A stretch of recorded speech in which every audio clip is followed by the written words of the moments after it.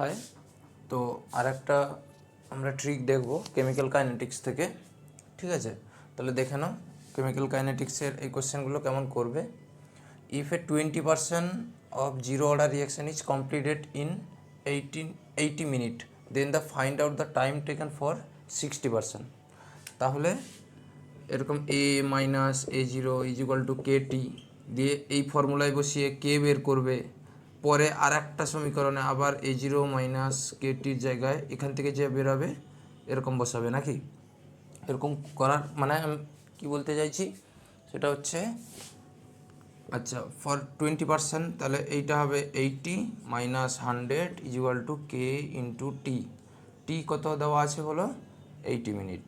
দিয়ে এখান থেকে কের ভ্যালু কত বেরাবে, আচ্ছা এটা মাইনাস কেটি হবে, আচ্ছা মাইনাস কেটি, তাহলে এইটা হবে কত 20/80 কে সমান। দিয়ে এই কে ভ্যালুটা আবার এই সমীকরণে বসাবে 60%, তাহলে কত থাকবে 40 মাইনাস 100 ইজ ইকুয়াল টু কে জায়গায় 20/18 ইন্টু টি। দিয়ে এখান থেকে টি বেরাবে। এরকম করবে নাকি, এরকম করার কোনো দরকার নেই। তাহলে ঠিক আছে, ট্রিকটা দেখে নাও। ট্রিকটা হচ্ছে কি, time of A by time of B is equal to percentage of A by percentage of B. তার মানে টাইম অফ এ, তাহলে এইটাকে এ ধরো, টাইম অফ এ কত দেওয়া আছে বলো 80 মিনিট, তাহলে 80। টাইম অফ বি জানি না, এক্স ধরলাম। পার্সেন্টেজ অফ এ কত 20 বাই পার্সেন্টেজ অফ বি কত 60। তাহলে এটা ক্যালকুলেশন করে ফেলো। তাহলে এক্স ইজ ইকুয়াল টু কত হবে বলো,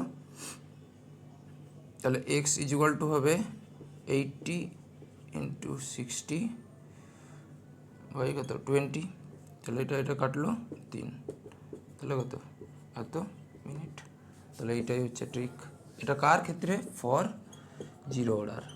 তাহলে ফার্স্ট অর্ডারে দেখে নেব ট্রিকটা নেক্সট ক্লাসে। তাহলে বুঝতে পারলে এ মানে হচ্ছে 20%টাকে ধরবে, আর টি অফ এ তাহলে কত দেওয়া ছিল 80 মিনিট, আর বি মানে ধরবে 60%, তাহলে টি অফ বি কত বের করতে হবে, তাহলে এই ফর্মুলায় বসিয়ে দেবে। ঠিক আছে, থ্যাংক ইউ।